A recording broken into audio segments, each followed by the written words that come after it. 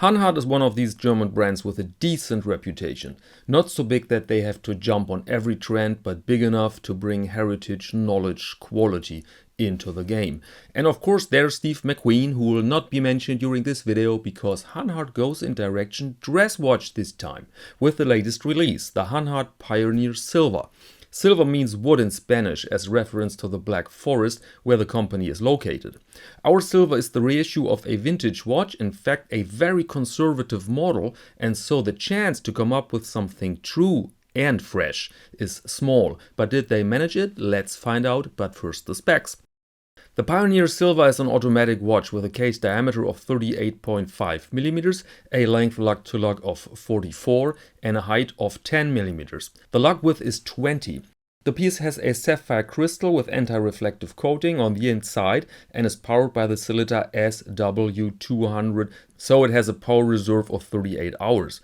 The watch is waterproof up to 50 meters and comes either on a calf leather strap or on the mesh bracelet. We have two dial colors, black and white, and the price is indicated with 890 euros including VAT, and that translates to 790 US dollars without VAT. So here's the original. They don't state the exact year of production, but the look is very 50s, early 60s.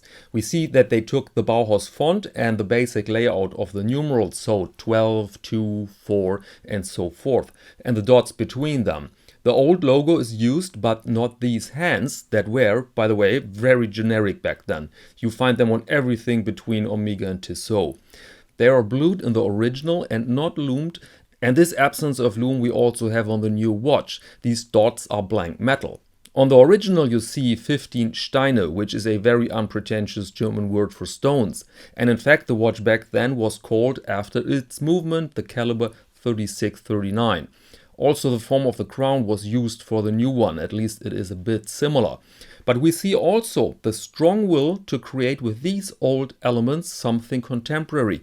We're close to brands like Junghans, Nomos or Ickler. They produce watches, they make a good impression not only on watch fans, but also on people in the design industry, in advertising and so forth. And I think that's the reason why they got rid of the second sub-dial. It was lent from pocket watches and is seen often as somewhat grandfathery, in case this word exists. I respect that decision, but it bears the risk of boredom. Hanhart is aware of that, and so they put, as far as I see here, a lot of effort in the case. Dimensions are in my eyes perfect for that genre, and you see the comfort.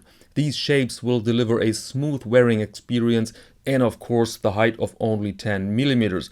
It's kind of funny that I see this as a plus, by the way, because in the 50s and 60s 10 mm was seen as a normal standard, but time changed. Also, the logo has changed. Here you see a very old variant of the Hanhart logo, and I have the feeling that here we have kind of a collision. This logo looks historic, which is not a minus, but together with a super modern looking watch overall, it might be a bit too much heritage. Not a collision at all are the colors. Both you find on old and on modern watches, both have their fans, and here I think we can decide only by our personal taste. I'm having a really hard time to choose my favorite. Next point is the price. It's a simple watch, but Hanhart has a good sounding name, and so I think they could have charged even more than this amount of money for that watch. So I personally will not complain about this price here. Last point, calf or mesh? For me it's the fresh mesh. This is just such a great look here. The watch is available right now, but with a delivery time of up to 20 days, they say. So not really available, and so that you can enjoy your summer vacations without any worries. And that said, allow me to close this episode, ladies and gentlemen. Thank you very much, and see you next Monday to watch the week.